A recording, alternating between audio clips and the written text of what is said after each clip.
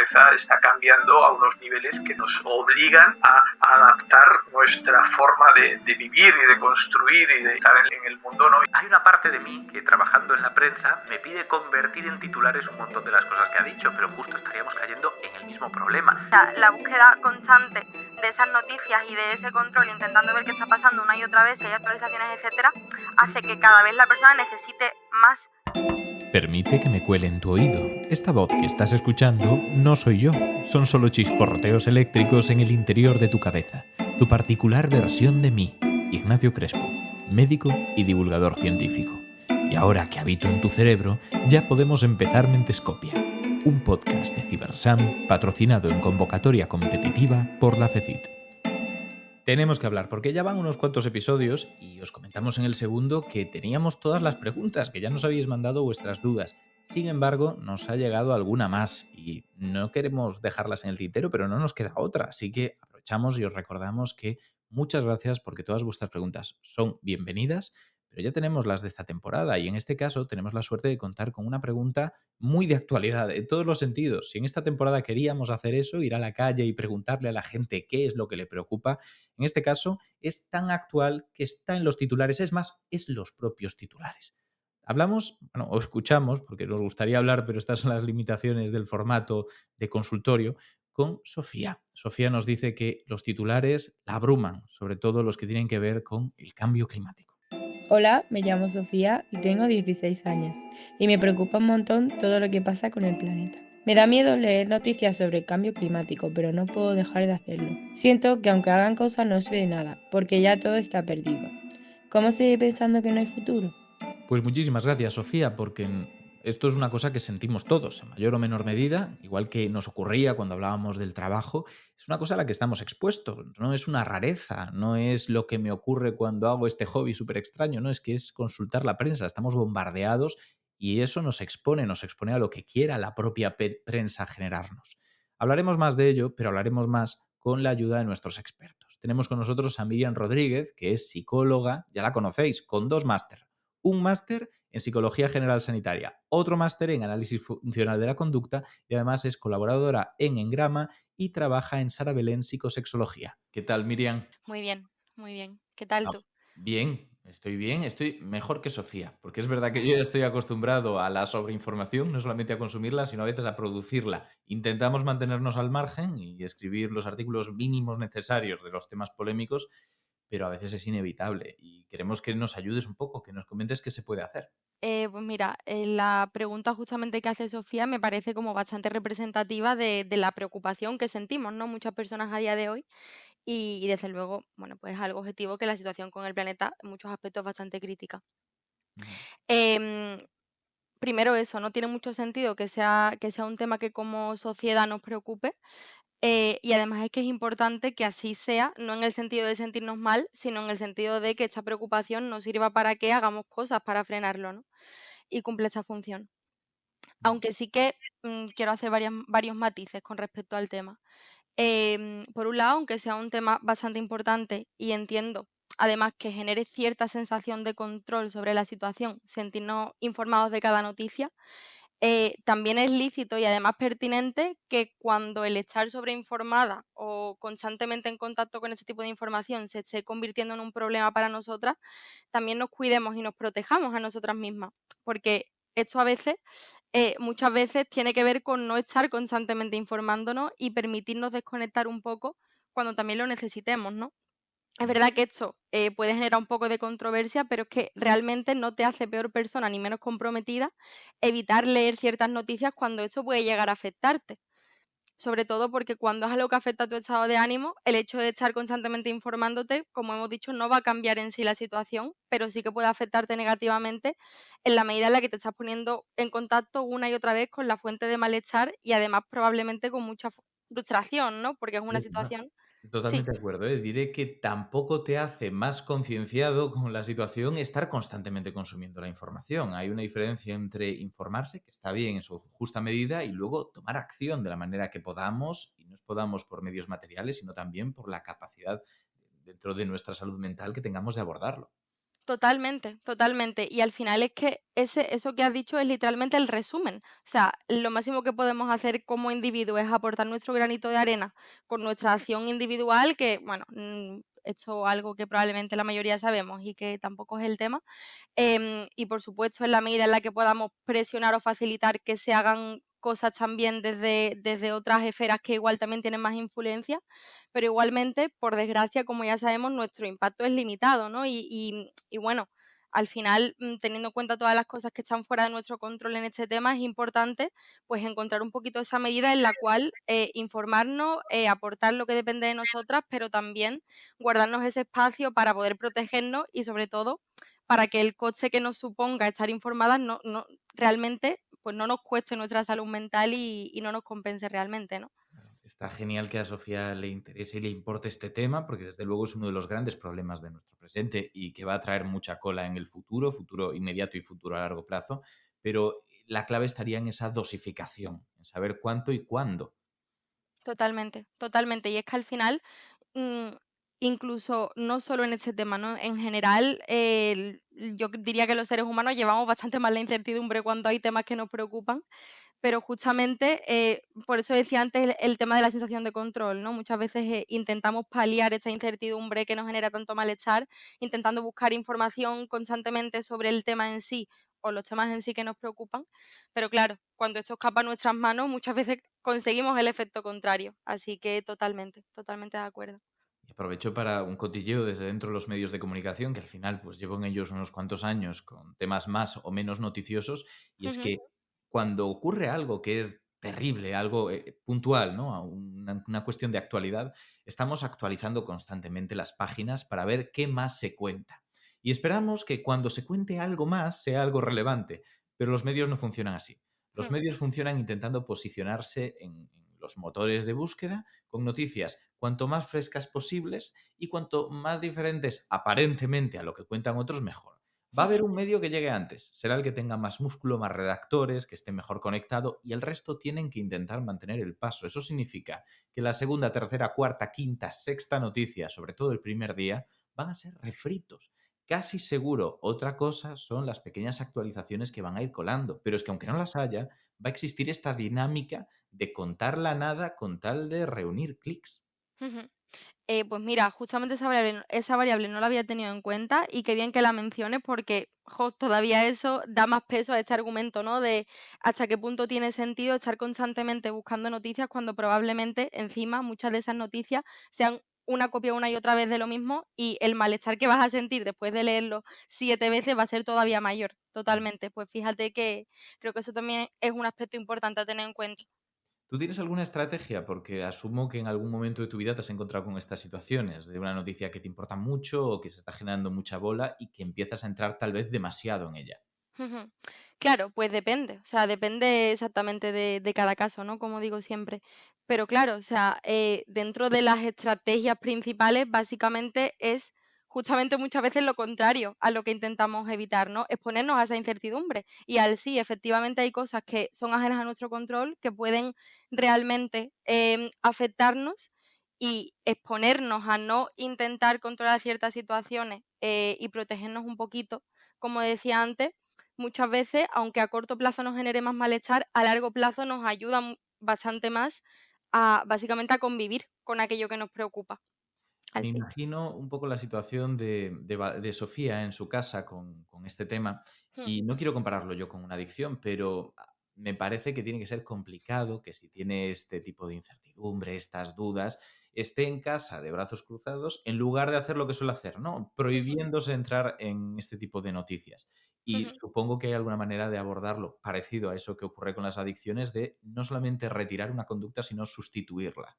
Totalmente, lo que llamamos en psicología una conducta incompatible. Por eso insisto en que depende obviamente de cada persona, ¿no? Pero claro, sí, totalmente.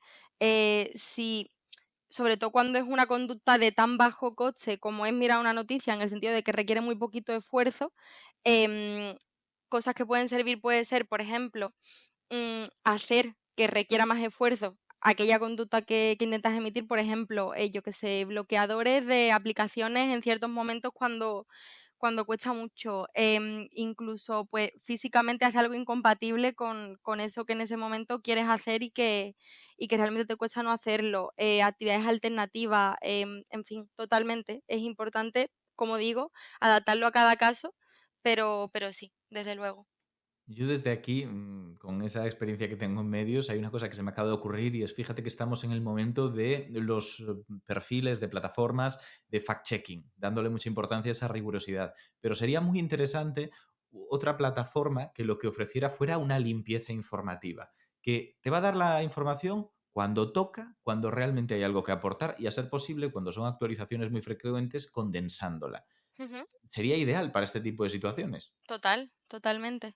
Totalmente, no se me había ocurrido, pero sí, la verdad es que sería algo interesante. Pues a ver si hay alguna persona que nos esté escuchando que tenga la necesidad de hacer un, pues, no sé, un trabajo de TFG o de TFM de periodismo y proponga esto, porque falta muchas veces ese punto. Yo he visto elegir titulares que Ujú, sabes que van a apelar al miedo solamente por rascar unos clics, incluso recomendados desde ujú. un periódico o cualquier otra plataforma diciendo: vamos a apelar al miedo. Ya saben que esa dinámica es, no es una cuestión fortuita de: "Pues, esto suena interesante". No, no, es un recurso directo. Claro, totalmente. Y aquí el efecto que causa es justamente, o sea, quiero decir, el hecho de estar consultando esas noticias, ¿no? Al final, y si encima además todavía se ve más incrementado por el miedo que se intenta generar, ¿no? Al final, obviamente, es lo que hace el clic fácil. Justamente el efecto que esto tiene en la persona es el contrario, o sea, la búsqueda constante de esas noticias y de ese control, intentando ver qué está pasando una y otra vez, si hay actualizaciones, etcétera, hace que cada vez la persona necesite más y en mayor medida estar constantemente consultándolo, con lo cual el malestar que le genere sea mayor, con lo cual la dificultad para dejar de hacerlo sea mayor y al final ocurre una cosa que se llama en psicología incubación, que básicamente es que el intentar evitar a toda costa una situación que nos preocupa eh, de forma diferente lleva a que cada vez nos genere más malestar y lo necesitemos en mayor medida. Claro. Me recuerda también mucho la situación de estar actualizando constantemente la plataforma de las notas en la universidad para ver si te han Total. corregido el examen. Pues muchísimas gracias, Miriam. Un placer. Nada, muchas gracias a vosotros. Es curioso porque acabamos de escuchar a Miriam y hay una parte de mí que, trabajando en la prensa, me pide convertir en titulares un montón de las cosas que ha dicho, pero justo estaríamos cayendo en el mismo problema. No lo haría con maldad, pero un titular siempre simplifica. Y eso es otro consejo que aprovecho para colaros aquí, entre experto y experto, no siendo yo nada de eso, que es: no os quedéis con los titulares. Parece algo de perogrullo, pero mucha gente lee el titular y, con suerte, los dos primeros párrafos, si no solamente el primero. Leedlo entero y, sobre todo, intentad buscar buenas fuentes, fuentes que no vayan a aprovecharse de mensajes sesgados, nada más empezar. Vamos a hablar también, por supuesto, con Benedicto Crespo Facorro, que es nuestro representante de la psiquiatría. Benedicto es catedrático de psiquiatría y es investigador en instituciones como Cibersam o el Hospital Universitario Virgen del Rocío. Muchísimas gracias por estar con nosotros, Benedicto. ¿Qué tal? Buenas tardes, Ignacio. ¿Cómo Pues muy estás? bien. Teníamos esta situación con Sofía, que tenía la duda de qué puede hacer, porque le alarma cada vez que entra en un periódico y se encuentra noticias del cambio climático, o yo entiendo que de lo que sea, porque los periódicos, y soy parte culpable, están llenos de noticias alarmistas.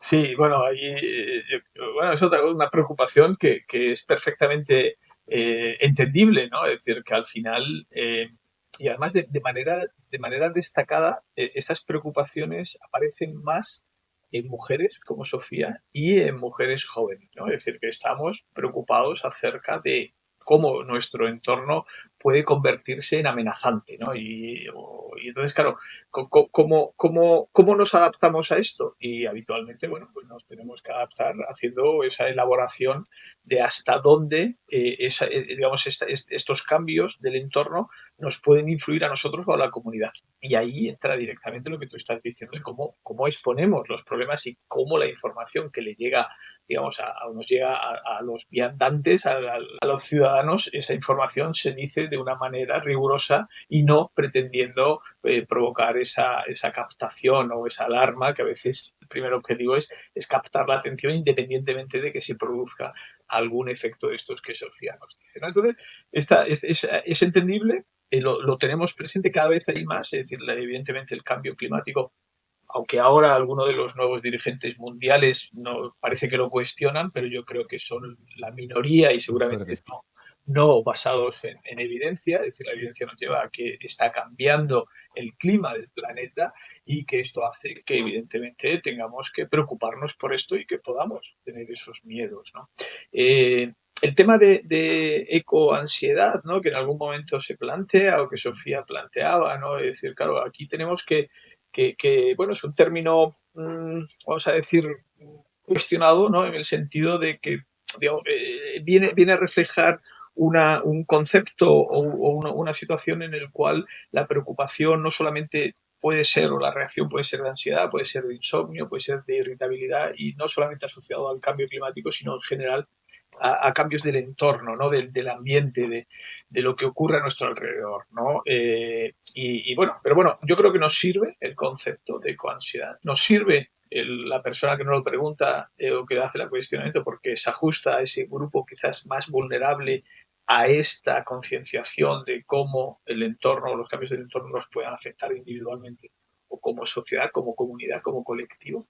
Y sí que también reflexionando sobre esto me venían un par de ideas acerca de esos miedos que a veces nos llevan a lo que comúnmente conocemos como fobias, ¿no? Fobias simples, ¿no? Es decir, que todo el mundo lo tiene, ¿no? Ese miedo irracional a determinadas cosas concretas, que pueden ser las alturas o la sangre o en muchos dibujos animados a los ratones. Y sin dibujos animados también hay personas que tienen esas fobias y cómo esas fobias se van adaptando muchas veces a lo que es nuestra realidad y nuestra evolución como sociedad, ¿no? Es decir, que están ahí esas fobias simples. Un poco a otro nivel, podríamos hablar de esos miedos irracionales que se asocian a ideas que la persona no puede controlar, son ideas intrusivas, que la persona dice que es absurdo que lo piense, pero que estoy continuamente preocupado por el cambio climático, que para que se me quiten estas ideas tengo que hacer algún tipo de ritual que vemos en la consulta a veces y que yo no tengo un caso concreto de cambio climático, pero sí que preocupaciones, por ejemplo, por catástrofes, ¿no? Pasadas, por ejemplo, que pueden estar relacionadas por huracanes o por guerras, ¿no? Donde la persona se responsabiliza de manera obsesiva con estas ideas, ¿no? Y aquí estaríamos hablando de sintomatología relacionada con el trastorno obsesivo compulsivo. Son ideas intrusivas, repetitivas, que interfieren, que la persona las ve absurdas, pero que no puede evitarlas. Y pueden aparecer este tipo de ideas en la cual la persona se responsabiliza o se culpabiliza de cosas que fríamente, irracionalmente, él lo ve absurdo, pero que realmente tiene digamos, esa responsabilidad sobre esto, ¿no? Entonces, ese miedo que ella nos dice, esa ansiedad, deberíamos, evidentemente no estoy diciendo que sea el caso de Sofía, pero sí que nos pone ahí, ¿no? En todo lo que es el abanico de esos miedos que estamos un poco clasificando y que pudieran estar o que pudieran llegar en alguna de estas preguntas o dudas que ella nos está diciendo. Claro. Has hablado de catástrofes naturales y es verdad que la mayor parte de nosotros, por suerte, las vivimos, entre comillas, a través de esos titulares y generan estos problemas que nos has comentado. Pero recientemente en España hemos tenido una gran desgracia relacionada con la Dana que hace que podamos percibir también cómo estas catástrofes, cuando sí que nos ocurren en carne y hueso, también tienen un impacto claro en nuestra salud. Y además creo que has hecho un estudio recientemente sobre este tema.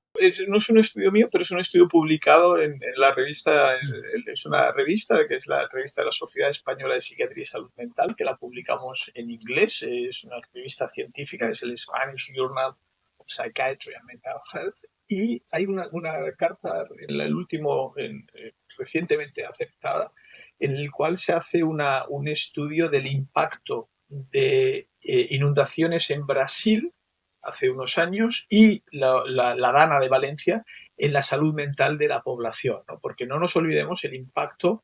A corto plazo lo que vemos es que en esas grandes catástrofes hay como una desconexión, ¿no? De la sociedad hacia la salud mental. Hay otras prioridades y es totalmente entendible. Es decir, como yo ahora mi objetivo o mi primera necesidad no es el estrés o el dormir, sino es la supervivencia prácticamente, ¿no? Desgraciadamente lo tenemos muy presente lo que ha ocurrido en la comunidad de Valencia, ¿no?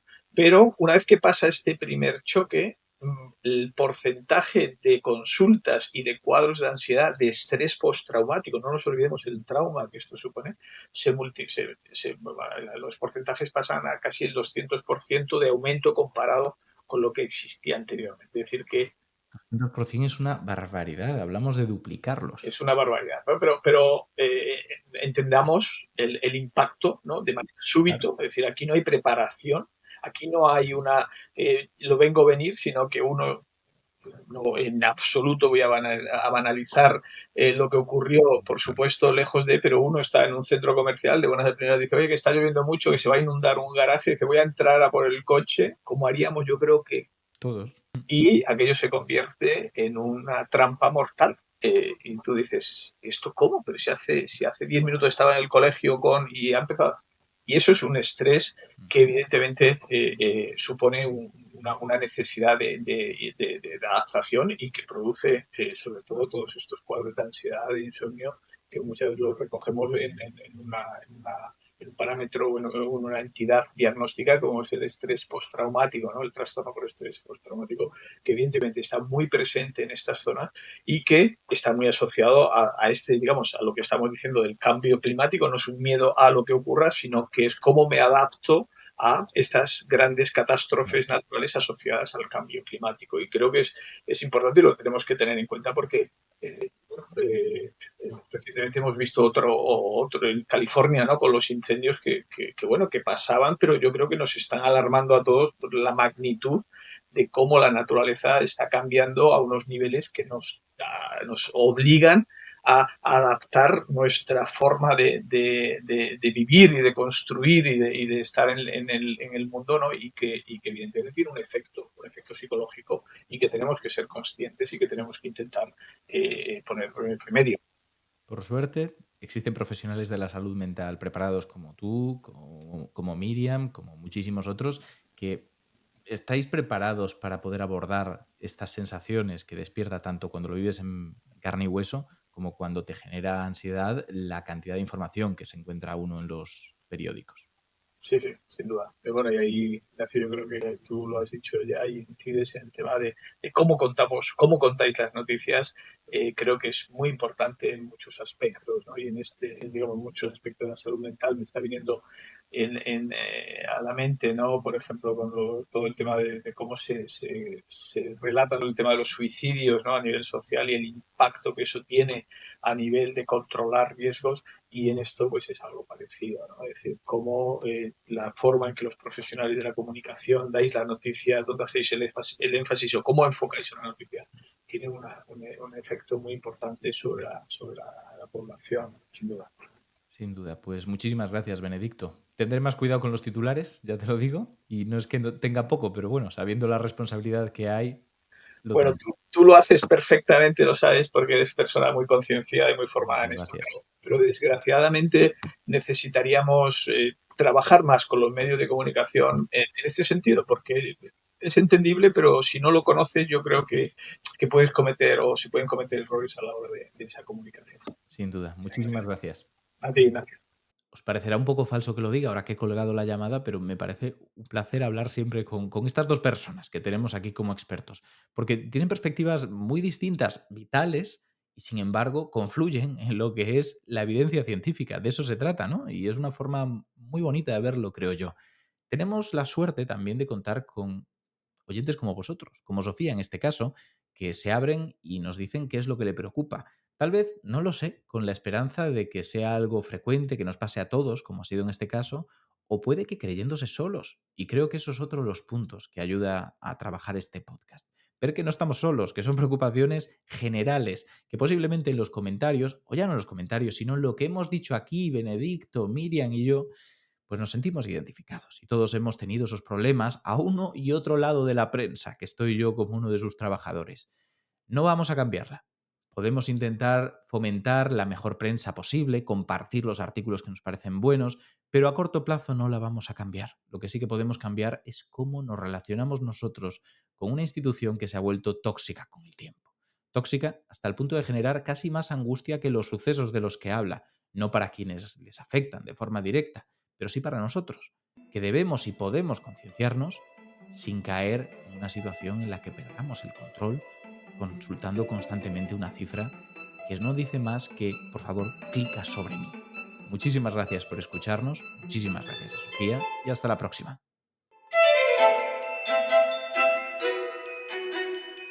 Este podcast pertenece a Mentescopia, plataforma transmedia de divulgación sobre salud mental liderada por el Grupo de Investigación de Psiquiatría Translacional, SINAL, perteneciente al Instituto de Biomedicina de Sevilla y al consorcio CiberSam, con la colaboración de la Fundación Española para la Ciencia y la Tecnología, Ministerio de Ciencia, Innovación y Universidades, FECIT.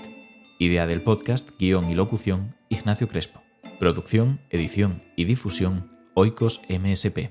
Puedes escucharlo en podcastidae.com, en tu reproductor de podcast favorito, o verlo en vídeo en el canal de YouTube de Mentescopia.